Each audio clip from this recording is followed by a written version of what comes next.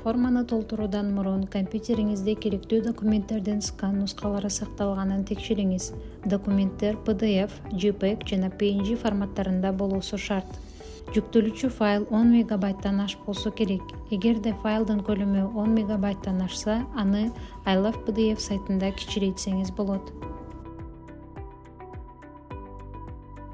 Миссионерди каттоого арыз берүү үчүн Кыргыз Республикасынын Дин иштери боюнча мамлекеттик комиссиясынын расмий сайтына кириңиз.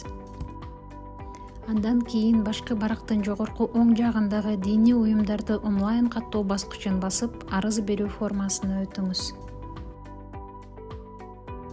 Бул жерден 3-чү миссионерлер пунктун тандайбыз.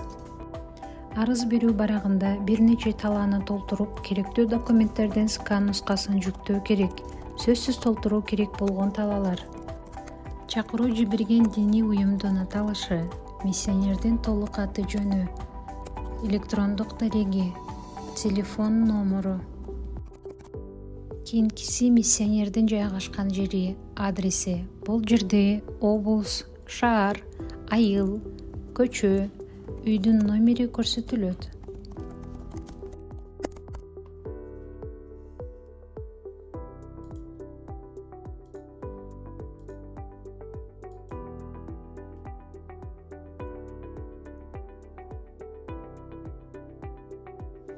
Калган бардык талааларда алдын ала компьютериңизге сакталган документтердин скан нускаларын жүктөйсүз.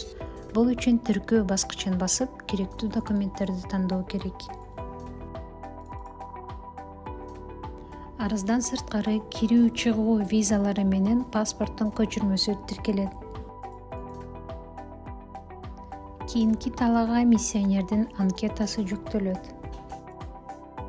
Андан кийин миссионердин Кыргыз Республикасында болуу мөөнөтү көрсөтүлгөн жогорку уюмдан алынган мамлекеттик же расмий тилге нотариалдык жактан күбөлөндүрүлгөн котормосу менен багыттама тиркелет. Кийин миссионерди Кыргызстанга чакырган жана диний уюм менен миссияны түзүүгө демилгечи болгон миссионердин ишмердүүлүгүнө уставдын алкагында мыйзам алдында жоопкерчиликтүү негиздөөчүлөр кеңешинин мүчөлөрү болгон жарандардын нотариалдык жактан күбөлөндүрүлгөн тизмеси, алардын фамилиясы, аты, атасынын аты жана жекелигин тастыктоочу документте көрсөтүлгөн маалыматтар менен бирге тиркелет. Акыркы милдеттүү документ диний уюмдан чакыруу. Акыркы бөлүктө кошумча документтерди тиркесеңиз болот. Бардык талаалар толтурулгандан кийин кийинки баскычын басабыз. Тиркелген документтердин тизмеси менен арыз түзүлөт.